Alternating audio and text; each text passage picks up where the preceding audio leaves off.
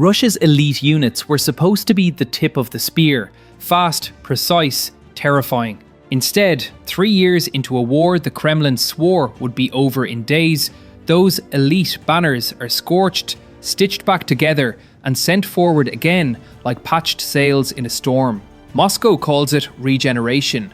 Soldiers at the front have a simpler word for it: survival. And when you peel back the slogans and the parades, you find the truth Moscow won't admit. Russia's premier formations are being ground down faster than the system can truly replace them. On the first morning of the full-scale invasion, the VDV, the airborne forces, blasted toward Hostomel's Antonov airport to crack Kiev open from within. That airborne coup de main was Russia's big swing. The cinematic opening meant to end the movie. It failed, and it set a pattern.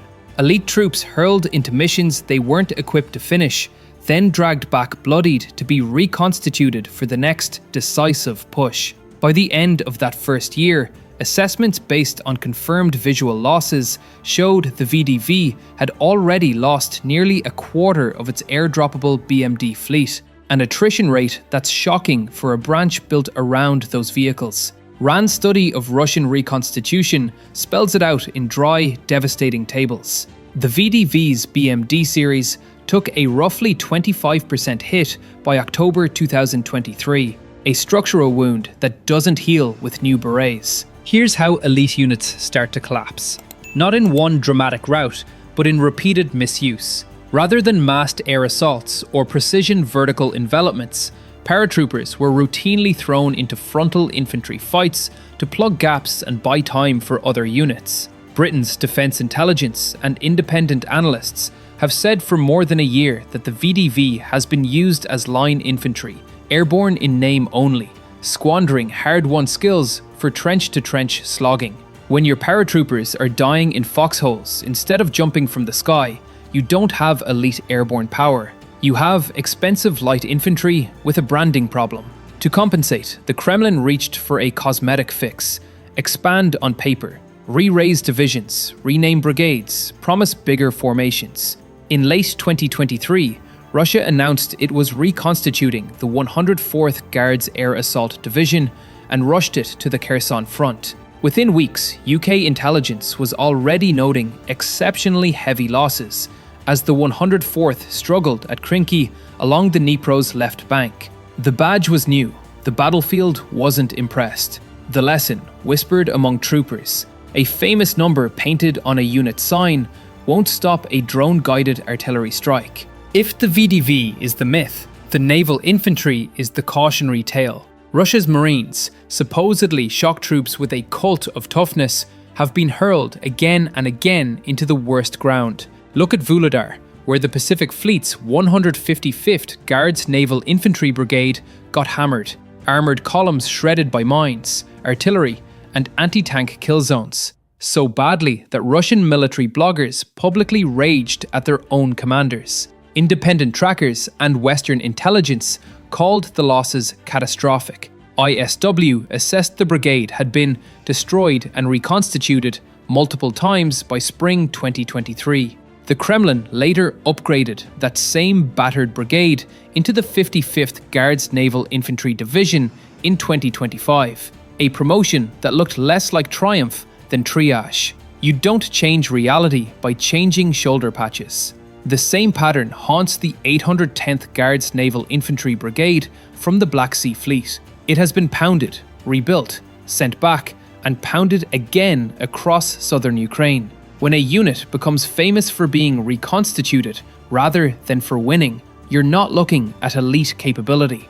You're watching an institution run out of answers. Even ISW has noted that claims of sudden overstrength in that brigade are implausible, given how many times Ukrainian forces have reported wrecking large parts of it. Repeated resurrection isn't evidence of power, it's evidence of exhaustion. Let's talk tanks.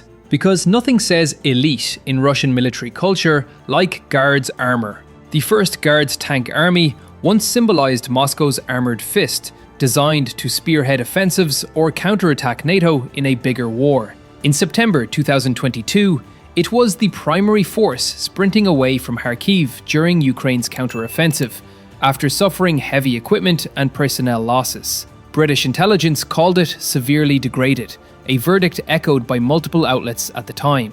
That was an early crack in the Kremlin's mirror. 2 years later, the cracks haven't closed. They've spiderwebbed. These are not isolated anecdotes.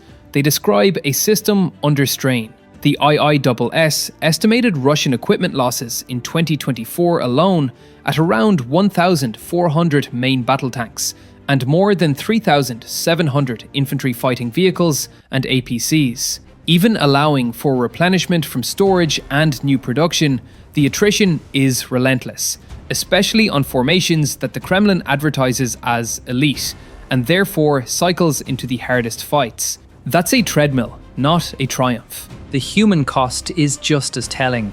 Moscow doesn't publish credible casualty data, but the best independent counts and intelligence-based estimates all point the same direction.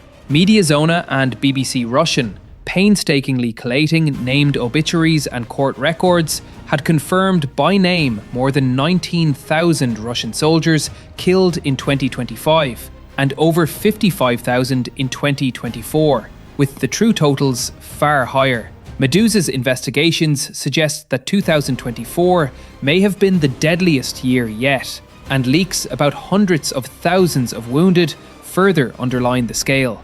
Elite formations absorb a disproportionate share. Airborne, Marines, and GRU Special Forces took vast losses in the early phases and have been repeatedly rethrown into critical sectors ever since. That doesn't build excellence, it accelerates burnout. And about those special forces, remember the mystique of Spetsnaz, surgical raids, ghost operations, soldiers who appear where they shouldn't and leave no trace. US intelligence assessments leaked in 2023 described Russia's clandestine Spetsnaz units as gutted, with as much as years needed to rebuild. That was then. The war hasn't gotten kinder since. The Kremlin still sends special operators to conduct recon and spearhead assaults, but increasingly those missions are less special and more suicidal. A grim redistribution of the elite label onto tasks once handled by mass infantry. When a commando force becomes your emergency fire brigade for trench warfare, your doctrine has given up. Here's the paradox Moscow won't say out loud. Russia is expanding on paper while contracting in competence. Putin ordered the armed forces up to 1.5 million active troops, revived divisions, and spoke of new regiments and brigades. Chatham House and other think tanks have noted the push to turn Marine brigades into divisions and to rebuild the airborne order of battle. But expansion is not the same as regeneration. You can recruit bodies, you can't fast forward experience. Without an adequate pipeline of seasoned NCOs and junior officers, already depleted by early war casualties, elite units become classrooms where the lessons arrive as shrapnel. Even the officer corps has been bleeding out in ways the Kremlin's glossy montages can't hide.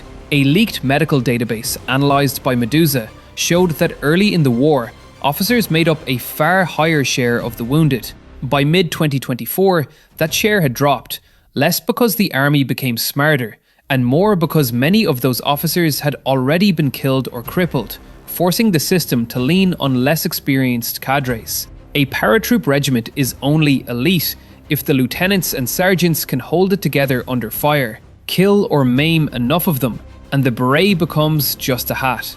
The morale plumbing tells the same story. Russia has prosecuted tens of thousands of its own soldiers for desertion or refusing orders since 2022, with cases peaking again in 2025, according to court monitoring by Mediazona. Suspended sentences are common, so that men can be shoved back to the front, but the churn is unmistakable. Penal storm units have served as meat grinders for rule breakers and convicts. Some were later rebranded as Storm V, under new rules that removed the promise of a pardon, a move that might deter legal challenges but won't conjure fighting spirit. This is how you preserve unit numbers while hollowing out unit quality. On paper, Russia's overall front has inched forward in 2025, but even the grimmest tallies from major trackers and think tanks emphasise what it cost. ISW's daily assessments throughout December highlight modest territorial gains during 2025, well under 1% of Ukraine's land, won at disproportionate personnel expense. It's a trade the Kremlin can make only by feeding elite formations into attritional fights, then replacing the losses with less trained recruits under the same flags. Over time, the uniform keeps its colour, the unit keeps its glory.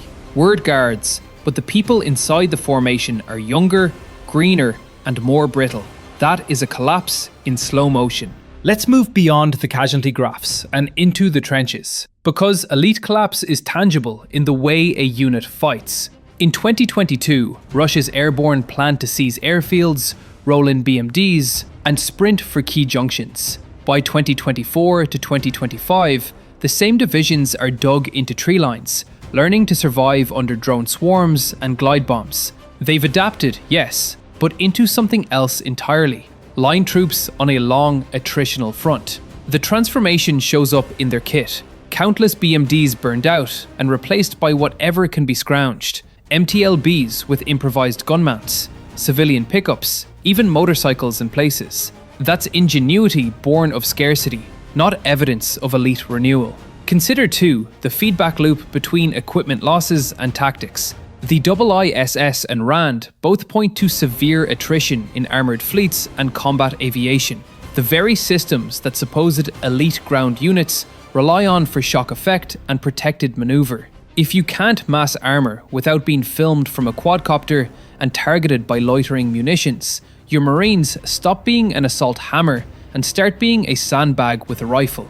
If your Ka-52 escorts now launch standoff munitions from behind the lines because they can't survive low, you lose the close air support that elite infantry count on to break through. That distance between plan and reality is where elite status goes to die. Russia's answer has been volume. More men, more small units, more attacks across a wide front to stretch Ukrainian reserves. In the near term, mass works, especially when Kiev faces its own recruitment and ammunition crunches. But mass cannot substitute for the specific competencies that make a unit elite. Combined arms timing, junior leader initiative, and institutional memory. When those are lost, your best formations can still take ground, but every meter costs more leaders than you can replace. That's how a shock unit becomes a shock absorber. Now, some will argue that if Russia is still advancing, how collapsed can its elite units be? Fair question. The answer is about cost, sustainability, and what these units look like behind the banners. The Guardian recently summarized the battlefield situation heading into 2026. Incremental Russian gains purchased with staggering losses. Hundreds of thousands of casualties this year by some intelligence estimates. While Kiev's best hope lies in strangling the Russian economy, not trading bodies in trenches. Moscow's offensive power is real, but so is the hemorrhage behind it. An army that advances while amputating its own professional core is not solving its elite problem, it's spending it. The Kremlin's propaganda tries to reframe this burn rate as metamorphosis. New divisions, new regiments, new drones, new doctrines. And some adaptation is genuine. Russian forces have gotten more effective at defense and at integrating FPV drones, electronic warfare, and massed glide bombs. But these are theatre-level adaptations, layered atop unit-level depletion. You can improve your kill chains and still have a paratroop company led by a sergeant on his third set of replacements. On TV, that looks like modernization. In a ruined village north of Avdiivka, it feels like wearing someone else's uniform. There is an even darker signal: the uptick in prosecutions for refusal to fight, desertion, and failure to obey orders, and the use of barrier troops and penal detachments to maintain offensive pressure. When you must punish your own to keep moving, elite status becomes a matter of compulsion rather than culture.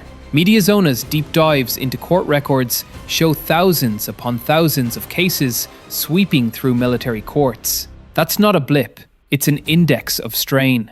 Grim humor on the Russian mil blog sphere calls some marine assaults one-way rotations. If your own soldiers are calling your elite units meat grinders, you're not managing a proud tradition. You're managing attrition with fear. So what does a collapsed elite look like in practice? It looks like a VDV battalion that can still fight, but can no longer do the thing that made it feared.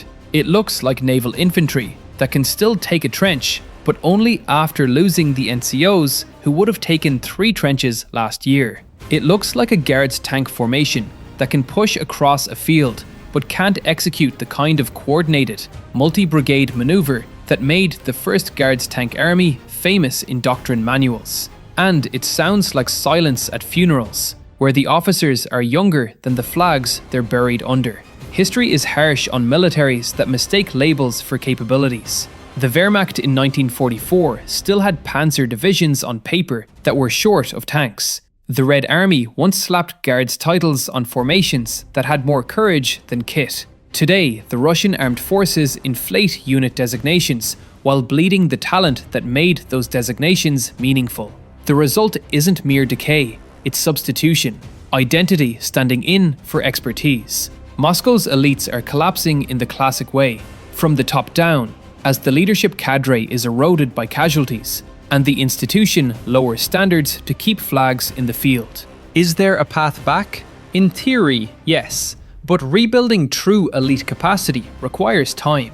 Years of training pipelines, rotating units home to retrain as units, recruiting and retaining competent NCOs, and drastically reducing the demand signal for throwaway assaults. Rand's reconstitution pathways and Chatham House's analysis both imply that a real rebuild would take the Kremlin most of a decade, assuming the shooting stops. Instead, Moscow is trying to refit while sprinting, to regenerate muscle while running a marathon. Biology and military sociology rarely reward that gamble. If you really want to measure the arc, look again at the Spetsnaz story. These units once embodied Russia's military mystique. The leaked US assessments from spring 2023 said plainly that Spetsnaz forces were gutted. 2.5 years later, Russia can train new men and slap the same badges on them, but it cannot speed up the making of a seasoned special operator who knows when not to move. That is institutional memory, and it only grows in peacetime. In wartime, you plant it in shallow soil and pray the next shell lands somewhere else. There's also the political economy of this war.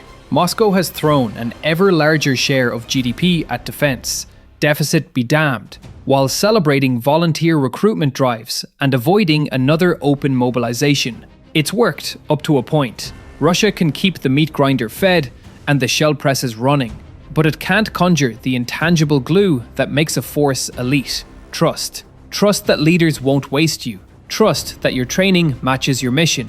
Trust that you're being used for what you were built to do. The anger of the 155th Marines after Vuhledar was a crack in that trust, and once trust breaks in elite tribes, you don't fix it with medals. A quick aside before we land this plane. Yes, the Kremlin will insist this is defeatism, that the Marines are now divisions, the VDV is growing, and every frontline video with a blue and white striped Telyashka proves elite spirit is alive and well. Sure, and I can call my coffee Special Operations Brew, doesn't make it taste like victory. So where does this go? If Kyiv continues to strike Russian industry and oil infrastructure, if Western aid stabilizes Ukraine's lines, and if Russia keeps winning ground only by paying elite blood for each village, the elite deficit inside Russia's army will deepen. The banners will still fly, the parades will still roll, but more and more, the units behind them will be elite in lineage, not in performance. Some will still perform heroically.